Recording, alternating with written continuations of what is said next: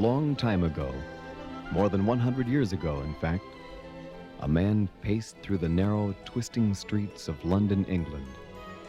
Each night he would leave his house at sunset and wander the streets until the morning came, imagining how it would feel to fly over the roofs of the city in the cold night air with a spirit flying beside him. He looked at the people around him and thought about good and evil, about sharing and taking, and about what it does to a person to be kind or unkind.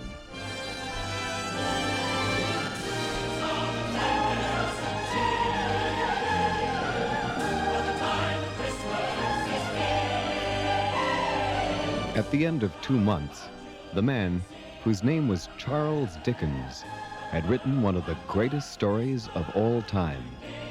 A story about a cruel, stingy old man who was visited one Christmas Eve by 3 ghosts.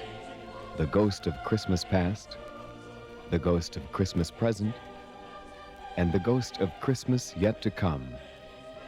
Dickens called his story A Christmas Carol, and he gave the old man a name that sounded mean and selfish: Ebenezer Scrooge.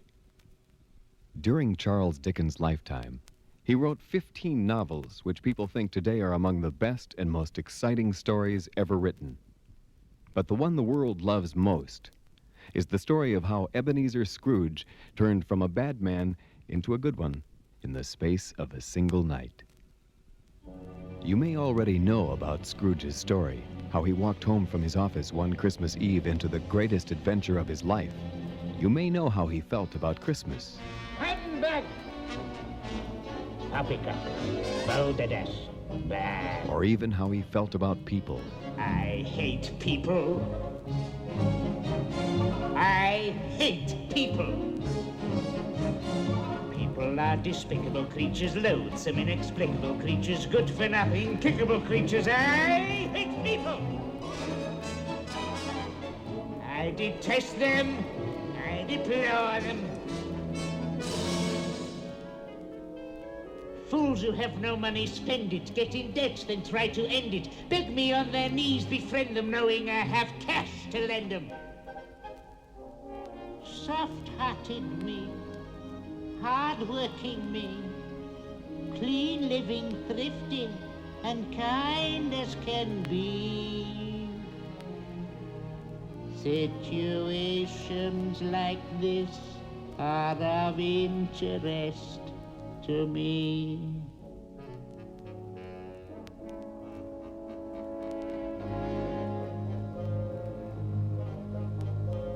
I hate people, I loathe people, I despise and abominate people. Life is full of cretinous wretches, earning what they're sweating at fetches, empty minds whose pettiness stretches further than I can see. Little wonder I hate people, and I don't care if they hate me.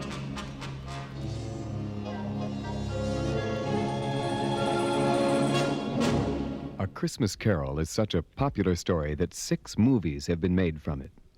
But the one that will be shown on television Monday, December 22nd, is different because it's a musical. It's very difficult to make a good musical. The songs have to be put in exactly the right places so they help the story instead of interrupting it. And each song has to tell you something about the person who is singing it. For example, The Ghost of Christmas Past, the first spirit to visit Scrooge on that magical Christmas Eve, takes him all the way back in time to the shop where he worked when he was young. The man who owned the store was named Mr. Fezziwig, and he was a round, jolly little man who loved Christmas or any other excuse to share a little happiness with friends. Scrooge and the ghost, both invisible, stand watching as Mr. Fezziwig sings his song, December the 25th. Of all the days in all the year that I'm familiar with, there's only one that's really fun. December the 25th. Correct. Ask anyone called Robinson or Brown or Jones or Smith their favorite day and they will say December the 25th. correct. December the 25th, my dears. December the 25th. The dearest day in all the year. December the 25th. Correct.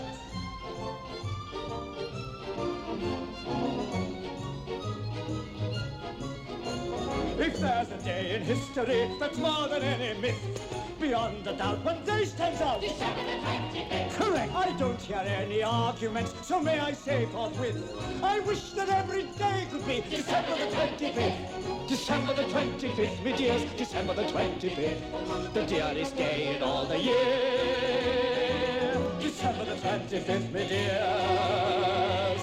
December the 25th, my dears. December the 25th, my dears. December the 25th.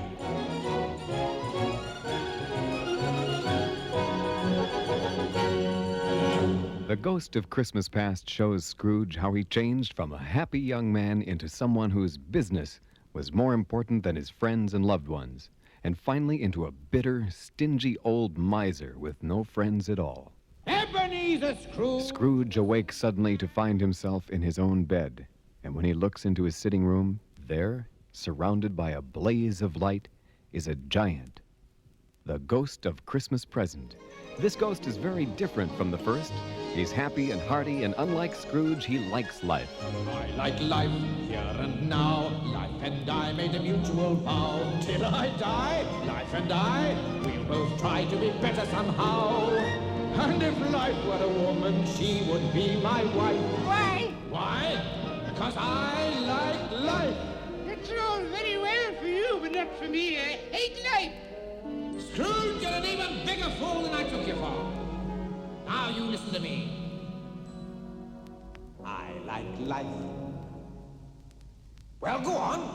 I like life. That's better. Life likes me. Life likes me. Good, good. I make life a perpetual spree. Perpetual spree. Eating food, Drinking wine. thinking who'd like the privilege to dine me. I like drinking the drink I'm That's drinking. better, Scrooge. I like thinking the thoughts I'm thinking.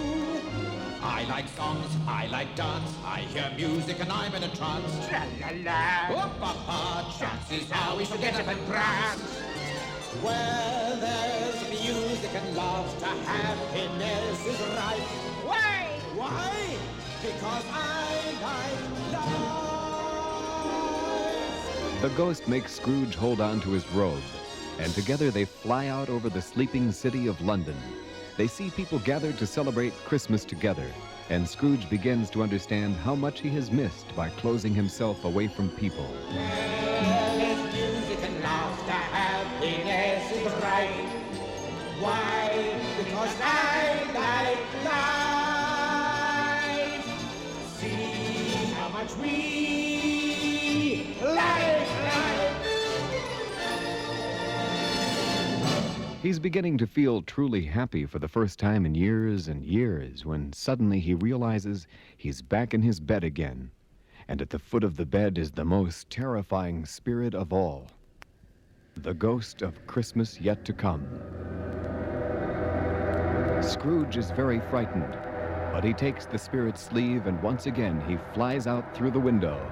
Only this time he flies into the future. They finally come to rest in the street outside his office, where a large crowd has come together to sing a song of gratitude. Scrooge doesn't know why they're grateful, but he joins in. Thank you very much.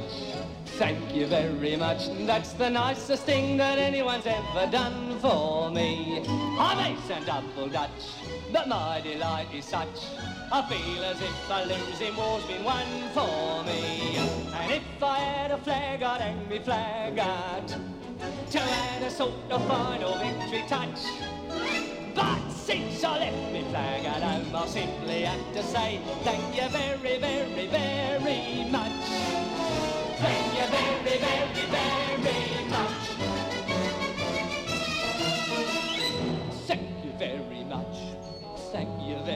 much. That's the nicest thing that anyone's ever done for me. It sounds a bit bizarre, but things the way they are, I feel as if another life's begun for me. Since I left me living alone, I simply have to say thank you very, very, very much. Thank you very, very, very much. No, dear friends, it is I who should thank you. Thank you very much. Thank you very much. That's the nicest thing that anyone's ever done for me. The future looks all right. In fact, it looks so bright. I feel as if they're polishing the sun for me. And if I had a drum, I'd have to bang it to add a sort of rumty-tumty touch. But since I left me drummer and I simply have to say thank you very, very, very much. Thank you very, very, very much. Charles Dickens always saved at least one surprise for the end of his stories. And Ebenezer Scrooge gets the surprise of his life when he finds out why everyone is so thankful. If we told you, we'd give away the surprise. So let's just say that the story has a happy ending, and that Scrooge learns a lesson that makes him a better and happier man.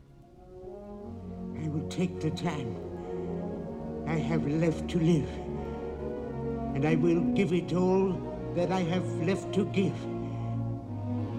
I will live my days for my fellow men, and I live in praise of that moment when I was able to begin again.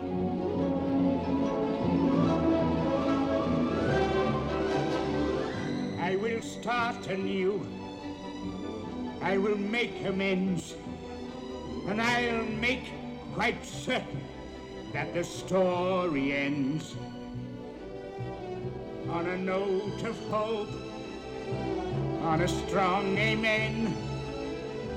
And I'll thank the world and remember when I was able to begin again.